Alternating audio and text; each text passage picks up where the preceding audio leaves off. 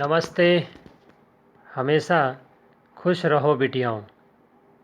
मैं JVN doctor S Bundela, professor, faculty of education and methodology, programme BA BEd 4 same,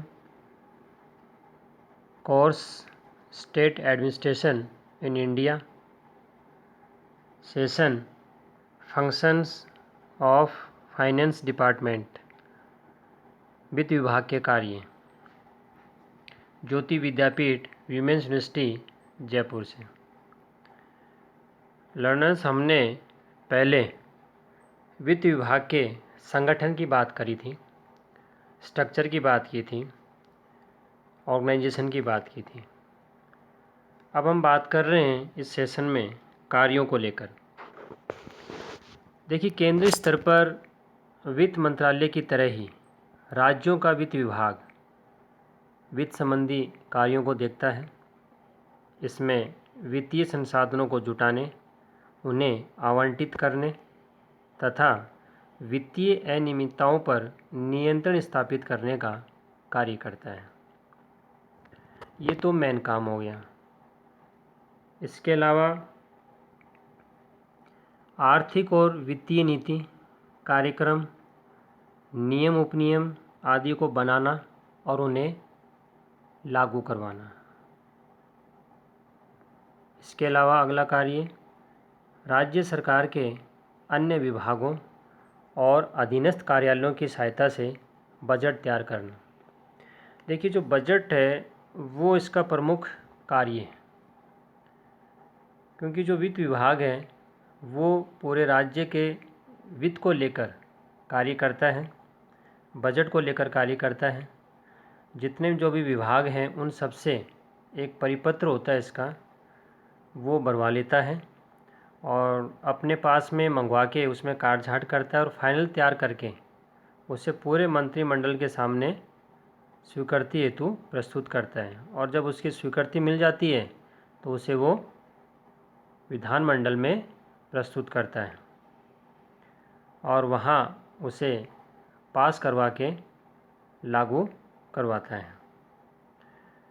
इसके बाद अगला जो कार्य है वो प्रत्येक विभाग अपने नियम के अनुसार जो बजट में प्रावधान किया गया है वो पैसा खर्च कर रहे हैं या नहीं कर रहे हैं उसको देखता है। इसके अलावा राज्य कर्मचारियों के वेतन, भत्ते, पेंशन और अन्य लाभ आदि को भी देखता है। इसके अलावा पेंशन नियमों को तय करता है और उन्हें लागू करवाता है। अगला कार्य भविष्य निधि और राज्य बीमा के प्रकरणों के नियमों को बनाता है। इसके अलावा राज्य सरकार की संचित निधि, कंसोलिडेटेड फंड और आकस्मिक निधि, कंटीजेंसी फंड पर नियंत्रण रखता है। इसके अलावा राजकोषीय नीति और नियम निर्देशिका तैयार करता है। इसके अलावा राजकोष और राजकीय वित्तीय कोषों पर नियंत्रण रखता है। अगला कार्य केंद्र सरकार, नीति आयोग, वित्त आयोग और जो विदेशी अभिकरण है, बैंक है, महालेखापाल है, उन सब से ये समन्वय स्थापित करता है, कोऑर्डिनेशन का कार्य करता है। इसके अलावा सरकारी आमदनी को कैसे बढ़ाया जाए उन सब के लिए भी यही देखता है। इसके अलावा विभागों में अंकेक्षण व्यवस्था को देखता है, क्योंकि डिपार्टमेंट के लोग ही जितने विभाग हैं उन सब में ऑडिट का काम करते हैं, अंकेक्षण का काम करते हैं कि वो सब ढंग से काम कर रहे हैं या नहीं कर रहे हैं। इसके अलावा वित्त विभाग के अधीन कार्यरत कार्यकारी संस्थाओं या निदेशालयों पर नियंत्रण और निर्देशन का कार्य भी करता है।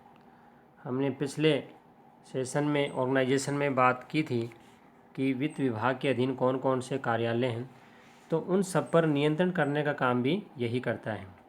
इसके अलावा ऋण अनुदान वसूली, और ब्याज दर आदि जो हैं उनको तय करता है। इसके अलावा अगला कार्य, राज्य की वित्तीय स्थिति को प्रभावित करने वाले जो भी आदेश हैं, कार्य हैं, उन सभी में वित्त विभाग की स्वीकृति जरूरी होती है। क्योंकि देखिए, कोई ऐसा काम राज्य में नहीं होता है जो कि वित्त संबंधी, जो कि वित्त विभाग की स्वीकृति न लेनी पड़े। तो वित्तीय मामले में पूरा अधिकार वित्त विभाग के पास होता है।